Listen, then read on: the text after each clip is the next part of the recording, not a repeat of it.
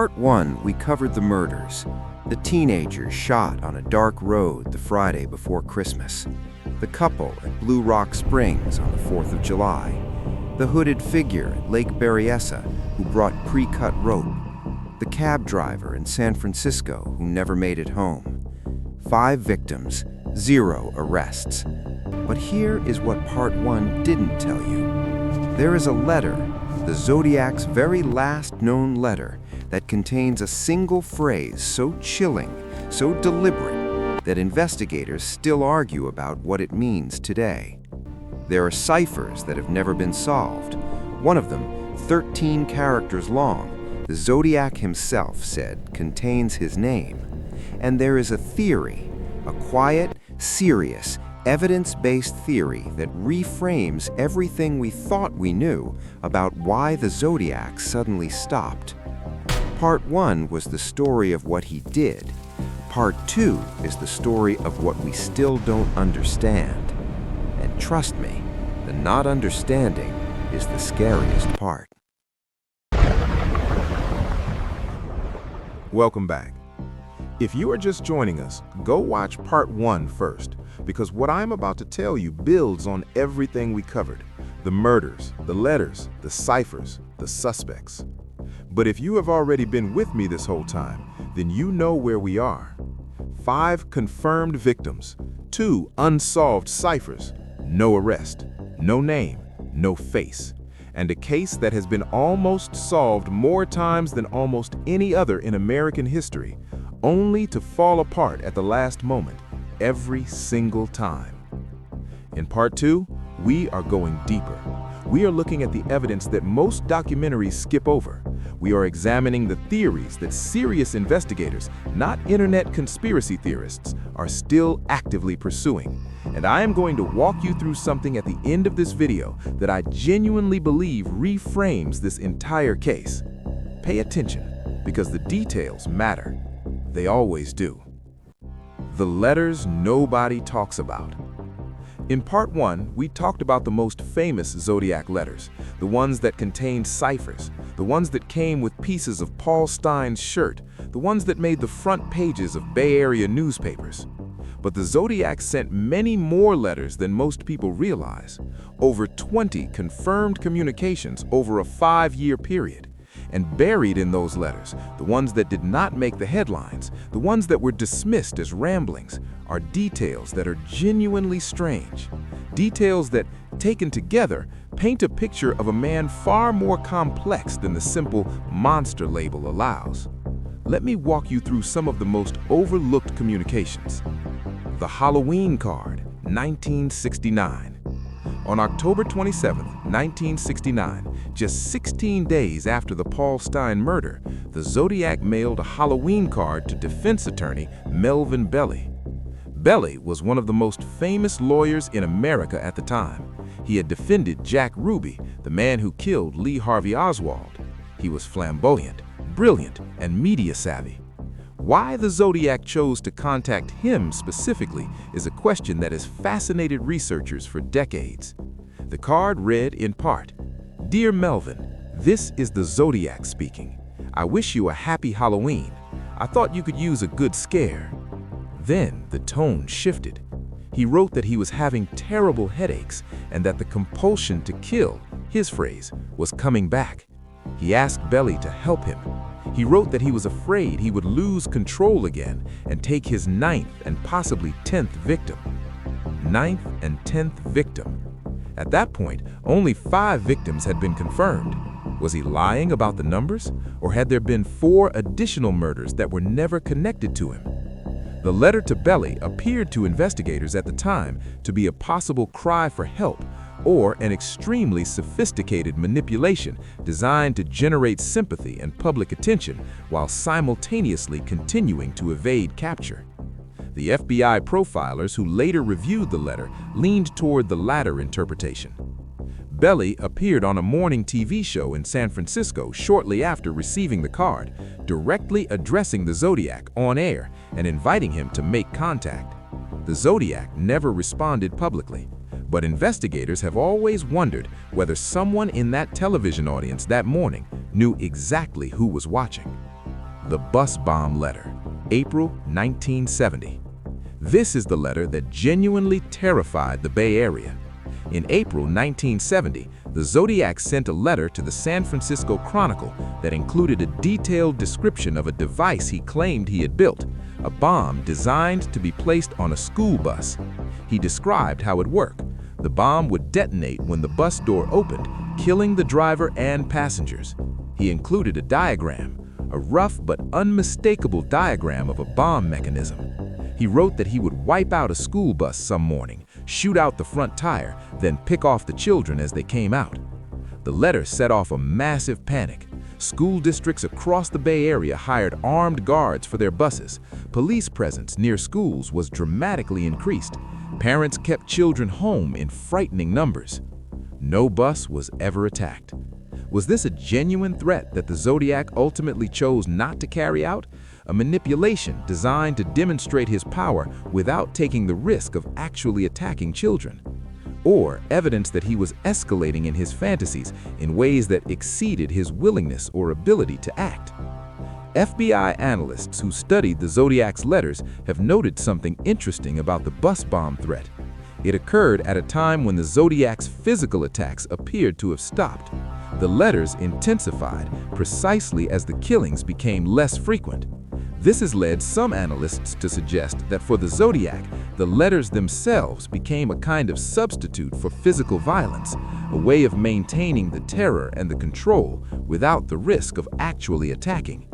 If that interpretation is correct, it tells us something important about what he actually wanted.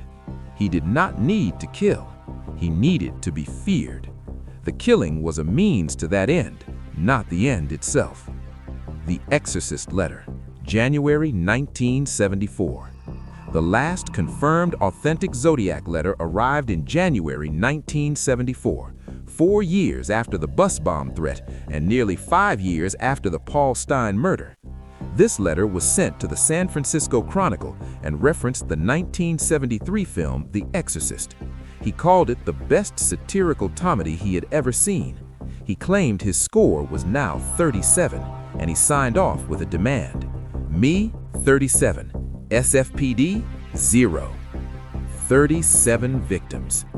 5 confirmed. 32 unaccounted for. Is the number real? Most investigators believe it is highly unlikely. 37 murders in the Bay Area over 5 years would have created an enormous, unmistakable pattern.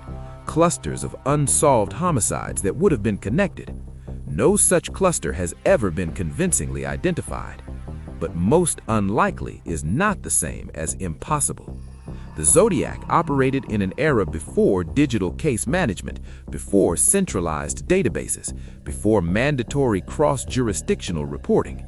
If he had killed people in ways that did not match his established profile, if he had used different methods, targeted different types of victims, those deaths might have been filed under other circumstances and never connected to him. The number 37 may be pure ego and theater, or it may be the most chilling thing about this entire case. We simply do not know. The Handwriting Wars. One of the most persistent debates in the Zodiac investigation, one that has dragged on for more than 50 years and shows no signs of resolution, is the handwriting analysis debate. The Zodiac letters are handwritten, not typed. Handwritten in a distinctive, slightly cramped style that has been analyzed by dozens of forensic document examiners over the decades. You would think that handwriting analysis would be a relatively straightforward way to compare suspects. You compare the suspect's known handwriting samples to the letters. If they match, you have a lead. If they don't, you cross the suspect off. Except it's not that simple, not even close. Here's the problem. Handwriting analysis, despite being presented in court for over a century, is not a reliably scientific discipline. Multiple studies have shown that professional document examiners working from the same samples frequently reach different conclusions. The same handwriting samples shown to 3 different experts may produce 3 different verdicts. In the Zodiac case, this problem is extreme. Arthur Lee Allen's handwriting was compared to the Zodiac letters by multiple experts. Some said it was definitively not a match. Others said there were similarities that could not be dismissed. At least one examiner said it was inconclusive. The same pattern has played out with nearly every major suspect. Experts hired by researchers who believe in a particular suspect tend to find similarities. Experts hired by police investigators tend to find differences. Independent experts tend to find ambiguity. There's an additional complication. The Zodiac may have deliberately disguised his handwriting. This is not an unusual tactic for someone trying to avoid detection. If he altered his natural writing style when composing the letters, even a genuine side-by-side comparison with his real handwriting could come back negative. Some researchers have argued that certain letters, particularly the later ones from 1971 and 1972, show subtle changes in the handwriting style that suggest either disguise fatigue, the writer getting sloppy about maintaining the disguise, or a genuine change in the writer's physical condition, such as aging, illness, or injury affecting fine motor control. These are fascinating details, but without a confirmed match to a known suspect, they remain tantalizing rather than definitive. The handwriting in those letters is one of the most analyzed, most debated, most fought-over pieces of evidence in American true crime history. And after 50 years, it has told us almost nothing useful. The eyewitnesses. There were several witnesses to Zodiac-related events who survived and gave descriptions. Understanding what they actually saw and how reliable those descriptions are is crucial to evaluating the suspect list. Michael McGall, Blue Rock Springs, July 1969. Michael McGall was shot in the face and neck at close range. He survived. In his initial statement to police, he described the shooter as a white male, fairly hefty, with a round face and light brown hair, possibly curly. He estimated the man's age at somewhere between 19 and 25 years old. In a follow-up interview decades later, Michael identified Arthur Lee Allen from a photo lineup. This was a bombshell, but it came after years of public exposure to Allen's identity as the primary suspect. The identification, while significant, could have been influenced by confirmation bias rather than genuine memory recall. Human memory, especially for traumatic events experienced at night under extreme stress, is notoriously unreliable.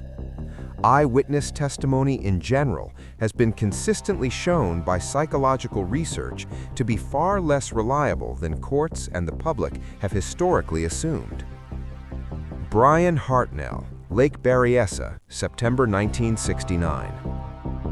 Brian Hartnell had the longest face-to-face encounter with the Zodiac of any surviving witness.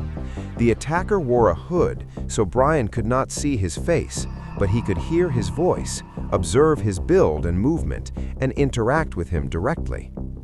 Brian described the voice as calm, unnervingly calm.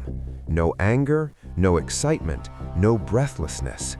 Just a man having a conversation, as if what he was doing was entirely ordinary. He described the build as heavyset, with a slightly large stomach. Height he estimated at around 5'10" to 6 feet.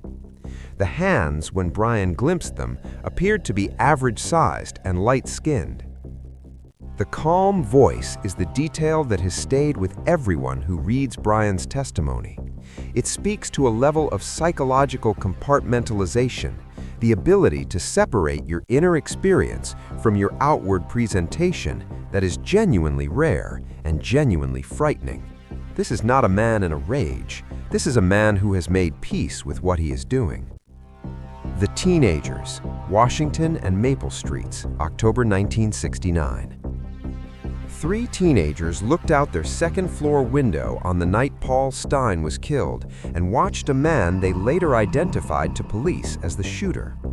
Their description, heavy-set white male, dark hair, glasses, wearing dark clothing, led directly to the famous composite sketch that was distributed nationally. This sketch is everywhere. It is on documentaries, book covers, YouTube thumbnails. If you have seen any coverage of this case, you have seen that face.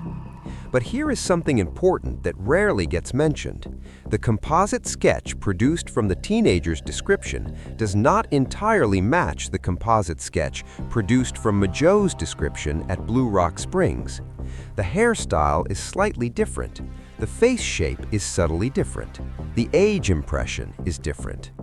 These differences have led some researchers to raise the alarming possibility that the Zodiac changed his appearance between attacks, wearing glasses at some crimes but not others, changing his hairstyle, perhaps varying his clothing style deliberately. Others argue that the differences are simply the inherent imprecision of composite sketches, which are shaped as much by the artist's interpretation as by the witness's memory. Both explanations are reasonable, neither can be proven. What we are left with after all the eyewitness testimony is a general picture: a white male, heavyset or stocky, probably between 5'8" and 6 feet tall with dark hair. Not young, probably in his late 20s or 30s at the time of the crimes. That description matches a significant percentage of the adult male population of California in 1969, which is part of why he was never caught. The Phantom Crimes. The Zodiac claimed 37 victims. Police confirmed 5. What happened to the other 32? The most likely answer is that the number was fabricated, inflated to frighten and impress. But researchers over the decades have identified several unsolved murders that share enough characteristics with confirmed Zodiac crimes to deserve serious attention. I want to be careful here. Connecting unsolved murders to a famous suspect is something true crime gets wrong constantly. Pattern matching to a famous killer can lead investigators away from the real perpetrator. Families of victims deserve accurate information, not speculation. With that caveat clearly stated, here are the cases that serious researchers and investigators have found most compelling. Cheri Jo Bates, Riverside, California, October 1966. On October 30th, 1966, 2 years before the confirmed Zodiac attacks began, 18-year-old Cheri Jo Bates was murdered near the Riverside City College library. She had been beaten, her wrists slashed, and her throat cut so deeply she was nearly decapitated. 6 months after the murder, the Riverside Police Department received a typed letter claiming responsibility for the crime. The letter was written in a disturbing, almost poetic style, quite different from the Zodiac's handwritten letters, but containing some thematic parallels. A year after the murder, 3 identical handwritten letters were sent simultaneously to the Riverside Police, to the local newspaper, and to the victim's father. These letters, handwritten this time, have been compared to confirmed Zodiac letters by multiple document examiners, with mixed results. The Riverside Police have maintained that their case is not connected to the Zodiac. The SFPD at times has believed it might be. The FBI has reviewed the evidence and reached no definitive conclusion. What makes the Cheri Jo Bates case particularly haunting is the letter to her father. Whoever wrote it knew details about the crime that had not been made public. They taunted him. They expressed no remorse. If this was the Zodiac, it means he was active 2 years earlier than we thought. It means his first murder was not a pair of teenagers on a dark road on the Friday before Christmas. It was a young woman studying at a college library on Halloween. It means the monster had been there, unseen, for even longer than we knew. Donna Lass, South Lake Tahoe, September 1970. In April 1971, the Zodiac sent a postcard to the San Francisco Chronicle. It was a picture postcard of a skiing scene at Lake Tahoe. On the back, he wrote a cryptic message that included the phrase, "Peek through the pines," and a reference to what appeared to be a map. Many researchers have interpreted this as a reference to a body buried in the woods near Lake Tahoe. Donna Lass was a 25-year-old nurse who had disappeared from South Lake Tahoe in September 1970. She vanished after finishing a night shift at a casino. Her car was found at her apartment. She was never seen again. Her body has never been found. The Tahoe postcard and the disappearance of Donna Lass have been linked by researchers since the 1980s. If the Zodiac was responsible for Donna Lass's death, if he abducted and murdered her and buried her in a forest near Lake Tahoe, this would represent a significant departure from his previous pattern. All confirmed Zodiac victims were attacked in accessible, semi-public locations. An abduction and burial is a different kind of crime. But serial killers do evolve. Their methods change as they develop more confidence or as external circumstances, like increased police attention, force them to adapt. Donna Lass's family has never had closure. The case has never been officially linked to the Zodiac. And whatever message was in that postcard from Lake Tahoe, if there was one, has never been definitively decoded. The copycat problem. The Zodiac killer did not operate in a vacuum. His crimes, his letters, and his media coverage created a template, a blueprint that other disturbed individuals have drawn from in the decades since. This is the part of the Zodiac story that criminologists find most alarming. When a killer achieves fame, when their methods are documented and discussed in exhaustive detail, when their brand becomes recognizable, you create a manual, not intentionally, but effectively. The Zodiac's specific innovations, the cryptic letters, the self-created mythology, the targeting of random couples, the direct taunting of police, have appeared in the behavior of at least 2 subsequent American serial killers with documented links to Zodiac mythology. Before we get to the direct copycats, it is worth noting that the Zodiac himself may have been inspired by an earlier case, the Texarkana Moonlight Murders of 1946, in which an unknown killer attacked couples in parked cars along lonely roads in the Texas-Arkansas border region, share striking similarities with the Zodiac's early attacks. The Texarkana killer was never identified. The Zodiac was born in the early to mid-1930s, which would have made him 10 to 15 years old when the Moonlight Murders happened. A child that age reading about those crimes in the newspaper could have been shaped by them. Serial killers frequently report that their fantasies were shaped by crimes they read about or witnessed in childhood and adolescence.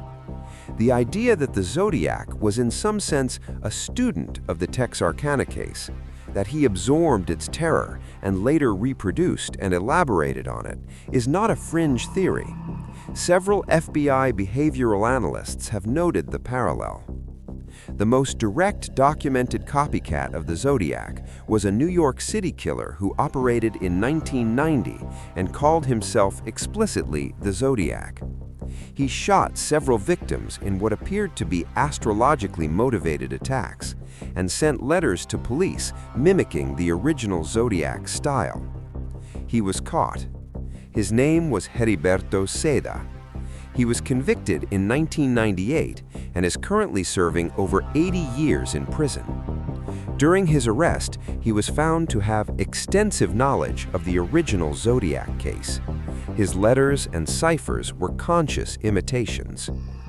The fact that a copycat emerged who was eventually caught, while the original was never caught, is one of the genuinely ironic footnotes of this case. The Zodiac killer did not operate in a vacuum. His crimes, his letters, and his media coverage created a template, a blueprint that other disturbed individuals have drawn from in the decades since. This is the part of the Zodiac story that criminologists find most alarming. When a killer achieves fame, when their methods are documented and discussed in exhaustive detail, when their brand becomes recognizable, you create a manual, not intentionally, but effectively. The Zodiac's specific innovations, the cryptic letters, the self-created mythology, the targeting of random couples, the direct taunting of police, have appeared in the behavior of at least 2 subsequent American serial killers with documented links to Zodiac mythology. the Texarkana Moonlight Murders, an earlier template. Before we get to the direct copycats, it's worth noting that the Zodiac himself may have been inspired by an earlier case, the Texarkana Moonlight Murders of 1946, in which an unknown killer attacked couples in parked cars along lonely roads in the Texas-Arkansas border region, share striking similarities with the Zodiac's early attacks. The Texarkana killer was never identified. The Zodiac was born in the early to mid-1930s, which would have made him 10 to 15 years old when the Moonlight murders happened. A child that age, reading about those crimes in the newspaper, could have been shaped by them. Serial killers frequently report that their fantasies were shaped by crimes they read about or witnessed in childhood and adolescence. The idea that the Zodiac was in some sense a student of the Texarkana case, that he absorbed its terror and later reproduced and elaborated on it, is not a fringe theory. Several FBI behavioral analysts have noted the parallel. The Zodiac killer's direct influence. The most direct documented copycat was a New York City killer who operated in 1990 and called himself explicitly the Zodiac. He shot several victims in what appeared to be astrologically motivated attacks and sent letters to police mimicking the original Zodiac style. He was caught. His name was Heriberto Seda. He was convicted in 1998 and is currently serving over 80 years in prison. During his arrest, he was found to have extensive knowledge of the original Zodiac case. His letters and ciphers were conscious imitations. The fact that a copycat emerged who was eventually caught while the original was never caught is one of the genuinely ironic footnotes of this case. But beyond direct imitators, the Zodiac's influence runs deeper and wider through American true crime culture. The letter-writing behavior has been adopted by multiple killers seeking notoriety. The cipher creation has been attempted by at least 3 other documented killers. The self-mythologizing, the branding, the direct communication with media, all of these have appeared in subsequent cases. The Zodiac, in a terrible way, was an innovator. He showed killers how to become famous, how to control the narrative, how to make themselves bigger than their crimes. That legacy is one of the most disturbing things about this entire case. The investigator who never let go. Dave Toschi and the weight of an unsolved case. I want to tell you about Dave Toschi, because in the human story of this investigation, beneath the ciphers and the suspects and the forensic debates, there is the story of the people who dedicated themselves to solving it, and no one embodies that story more completely than Dave Toschi. Toschi was assigned to the Zodiac case as an SFPD inspector in 1969, shortly after the Paul Stine murder. He was 35 years old. He was known throughout the department as one of the best homicide investigators in the city, methodical, thorough, and relentless. He would work the Zodiac case for nearly a decade. Toschi became a kind of celebrity investigator during the Zodiac era. The San Francisco press covered him extensively. He was known for his distinctive style, a bow tie, a quick-draw shoulder holster. Steve McQueen researched him for the film Bullet. Clint Eastwood's Dirty Harry character drew on elements of his persona. But behind the public image was a man increasingly consumed by a case he couldn't crack. He carried Zodiac files with him everywhere. He followed up tips on his own time, on weekends, during vacations. His wife has spoken about the way the case never left their home, how there were always files on the kitchen table, always phone calls at odd hours. In 1978, Toschi was reassigned off the Zodiac case under a cloud of controversy.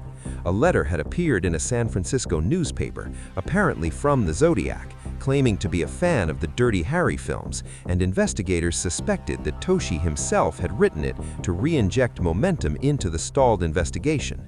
He denied it. The investigation was inconclusive. He was never formally charged with any misconduct, but the damage to his reputation was real. He was reassigned to other cases. He continued to work as an inspector and was eventually allowed to return to some Zodiac-related work in later years. Dave Toschi retired from the SFPD in 1994.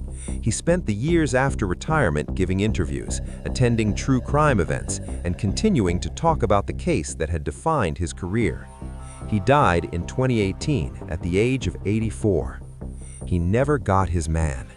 In one of his last public interviews, Toshi was asked if he thought the case would ever be solved. He paused for a long moment. "I hope so, for the families. They deserve to know." Then he was quiet again. The Zodiac and technology. What modern science can and cannot tell us. We live in an era of forensic capability that would have seemed like science fiction to the investigators of 1969. DNA profiling, genealogical databases, high-resolution imaging, digital handwriting analysis, isotopic tracing of paper and ink, tools that have solved cases thought permanently cold. So the question everyone asks is, why hasn't modern technology solved the Zodiac case? The answer is complicated, and understanding it requires understanding the specific problems that make the Zodiac evidence simultaneously rich and frustrating. The DNA problem in more detail. We touched on this in part 1, but it deserves a deeper examination. The DNA profile extracted from Zodiac letters is a partial profile, not a complete genetic fingerprint, but enough to make comparisons. It indicates a male. Beyond that, the partial profile has been compared to suspects and come back with no matches. But here is what the public rarely understands about forensic DNA. It is only as useful as the reference sample you're comparing it to. If the Zodiac was never arrested for any crime, his DNA is not in any criminal database. It would need to be compared manually against a specific suspect, using a voluntarily provided or court-ordered sample. The Gold State Killer case, which used investigative genealogy, worked because investigators uploaded the killer's DNA to a genealogical database like GEDmatch and found third and fourth cousins. Then genealogists built family trees from those cousins backward to identify the common ancestor and then forward to identify which branch of the family might have produced the killer. This technique has now been used to solve dozens of cold cases, but it requires a clean, uncontaminated DNA profile to begin. If the Zodiac's extracted DNA is contaminated, if it belongs to a postal worker or a detective from 1969, then running it through genealogical databases would simply identify that innocent person's family. Before genealogical analysis can proceed, investigators would need to be confident in the DNA profile's authenticity. Some researchers have argued that certain letters are more likely to yield clean samples than others, letters that were handled quickly and carefully after their arrival, stored in controlled conditions, and examined with minimal contact. The work of authenticating the DNA, ruling out contamination with scientific confidence, may itself take years. Ink and paper analysis. One underreported area of Zodiac investigation involves forensic analysis of the physical letters themselves, not the content, but the materials. Ink composition analysis sometimes dates a document or identify the specific manufacturer of a pen or typewriter ribbon. Paper fiber analysis can identify the mill where paper was produced and narrow down the time period of its manufacture. Some of the Zodiac letters have been subjected to this kind of analysis. The results have confirmed that the materials used are consistent with the 1969 to 1974 time period, which is important for authenticating later claimed letters as potentially genuine, but have not yielded specific identifying information about where the materials were purchased. In the 1960s, the kinds of mass-market stationery and pens used in the Zodiac letters were sold by the millions. They cannot be traced to a specific store or a specific buyer. The stamp question. Every stamp the Zodiac licked is a potential DNA source, but stamps in the 1960s were processed through large sorting facilities, and the physical stamps have passed through many hands since the letters were received. However, and this is important, the actual stamps that remain on authenticated Zodiac letters are held in evidence. Some of them have been tested. The DNA question is what was extracted came from the Zodiac's saliva or from postal worker contact during sorting. One approach that investigators have discussed is mass DNA elimination, testing large numbers of postal workers who would have handled Bay Area mail in the relevant period, establishing what DNA profiles are in the evidence chain, and then looking at what's left over. What's left over, theoretically, would be the killers. This is expensive, logistically complex, and ethically fraught, but it is conceptually possible. Whether any law enforcement agency is currently pursuing this approach is not publicly known. The most compelling theory you haven't heard: a new framework for an old mystery. I've been holding this chapter for late in the video because I want to make sure you have all the context you need. What I'm about to describe is not a solved case. It's not a confirmed theory. It is a framework, a way of looking at the evidence that a small number of serious researchers have found genuinely persuasive, and that I think deserves wider attention. It centers on a question that has been underexplored in most public coverage of the Zodiac case. What if the Zodiac's choice of victims was not as random as it appeared? On the surface, the Zodiac's victims seem entirely random. They were in different locations, different ages, different genders, different backgrounds. There is no obvious connection between them. But look more carefully at the geography. Every confirmed Zodiac crime scene is within a roughly 30-mile radius of Vallejo, California. Even the San Francisco murder, which seems far away on a map, but is actually less than 30 miles from Vallejo by direct distance. The killer knew this geography intimately. He knew which roads led where, which phone boxes were nearest, which parks teenagers used. This is not the behavior of someone who drove randomly until he felt like stopping. This is someone with detailed local knowledge, someone who had lived in or worked in or frequently traveled through this specific geographic area for years. Now add the following observation, which several researchers have made independently. Every confirmed Zodiac attack occurred in 1969, within a 16-month window. Before that, nothing confirmed. After that, nothing confirmed, if we exclude the disputed cases. What happened in 1969 that was different from 1968 or 1970? One answer that researchers have explored: something changed in his life in 1969 that either gave him the opportunity to begin killing or removed a constraint that had been preventing him. A job change, a relationship ending, a move to a new location, a psychological threshold crossed.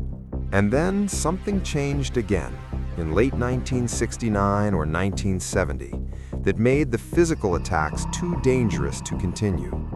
But that change did not remove his compulsion, it redirected it into letters, into ciphers, into control from a safe distance.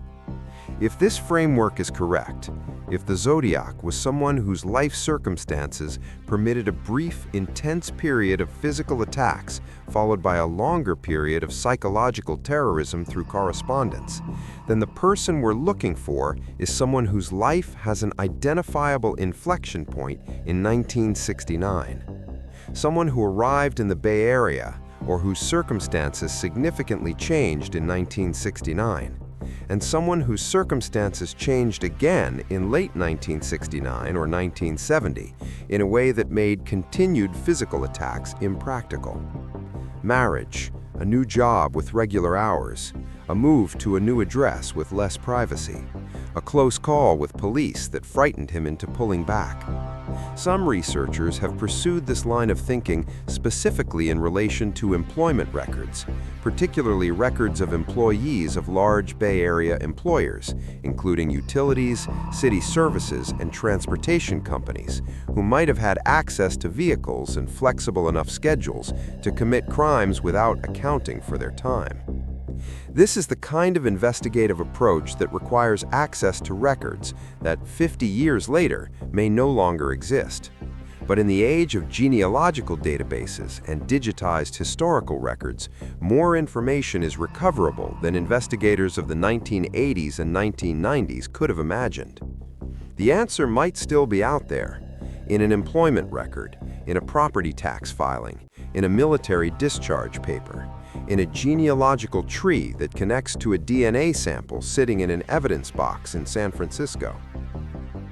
The most important detail in the final letter, January 1974, something hidden in plain sight. I promised you in the Part 2 opener that I was going to share something about the Zodiac's final confirmed letter that has not been widely discussed. Here it is. The January 1974 letter, the last confirmed authentic communication, contains, in addition to the reference to the Exorcist and the claim of 37 victims, a specific phrase that has been largely overlooked in mainstream coverage. The Zodiac writes about a desire to change my way of collecting souls. Not to stop, not to retire, to change. Think about what that phrase implies. He is not saying he's finished. He is not saying he's frightened. He is not saying the police have gotten too close. He is saying he wants to evolve, to use a different method. Change my way of collecting souls. What does that mean? Some researchers have taken this literally, suggesting that after 1974, the Zodiac continued to kill, but using methods so different from his established pattern that the crimes were never connected to him. Poison instead of guns, staged accidents instead of direct attacks, crimes that were never identified as homicides at all. This is genuinely disturbing to consider. If this interpretation is correct, the Zodiac's count is not 5, is not 37, but potentially much higher, a number we will never know, drawn from deaths that were written off as accidents or natural causes in the years after 1974. Others have taken the phrase more metaphorically, suggesting that the Zodiac had begun to see his letters, his ciphers, his public terror campaign as a form of soul collecting in itself, that spreading fear was, in his mind, equivalent to taking lives. And a third interpretation, the phrase is simply narcissistic theater, empty words designed to keep investigators guessing, to maintain the fog of terror without any real change in behavior at all. We cannot know which interpretation is correct, but the phrase has haunted me since I first read it, and I think it deserves more attention than it gets. Change my way of collecting souls. Whatever he meant, whatever he did or didn't do after 1974, that phrase tells you everything you need to know about this man's fundamental orientation toward other human beings. People were not people to him. They were things to be acquired, resources, property. And somewhere in America, that man lived out the rest of his days. Why we can't stop talking about this. The psychology of obsession, ours and his. Let me ask you something. Why are you still watching? We're now over 2 hours into this story. 2 videos, tens of thousands of words, dozens of pieces of evidence and theory and analysis, and you're still here. Why? I'm not asking to be rhetorical. I'm asking because I think the answer says something important, not just about this case, but about human psychology in general. The Zodiac case scratches a specific psychological itch. It combines several of the most powerful cognitive hooks that humans possess. First, the unsolved mystery. Human brains are pattern completion machines. When we encounter an incomplete pattern, we experience a neurological discomfort, a mild but persistent cognitive itch that motivates us to seek resolution. An unsolved mystery is literally uncomfortable to your brain. You keep coming back to it because your brain keeps trying to close the loop. Second, the proximity of the danger. The Zodiac operated in ordinary places, parking lots, parks, city streets, not distant jungles or war zones. The victims were doing ordinary things, going on dates, having picnics, taking a cab home. The nearness of the danger to normal life creates a particular kind of unease that regular crime doesn't. Third, the intelligence of the adversary. The Zodiac was, by any measure, smart. He constructed complex ciphers. He evaded capture in an era when serial killers were rarely sophisticated. He understood media, understood psychology, understood how to manage his own mythology. There is a terrible fascination in intelligence directed to evil. We are drawn to understand it in ways we can't fully explain or justify. And fourth, and most importantly, the injustice. The victims did not get justice. The families did not get closure. The detectives did not get their man. There is a profound moral incompleteness to this story that gnaws at us. We keep returning to it, partly because we are hoping, against all evidence, that this will be the time it gets resolved. This will be the video, the documentary, the investigative report that finally closes the loop. That hope keeps the case alive. In a strange way, it is what the Zodiac wanted. He wanted to be remembered. He wanted to be famous. He wanted to be feared. And you and I, here we are 55 years later, making that dream come true. The best response I can offer to that uncomfortable truth is the one I've offered throughout both parts of this video. Keep the victims in the center of the story. Let the Zodiac be the shadow, the unnamed darkness at the edge of the frame. Let David, Betty Lou, Darlene, Cecilia, and Paul be the names you remember. That's the video, both parts of it. Thank you for staying with me through all of it. If this story got under your skin, subscribe, because we're going deeper on more unsolved cases. And leave me a comment. Do you think the Zodiac will ever be identified? I read every one. Take care of yourselves out there, and good night.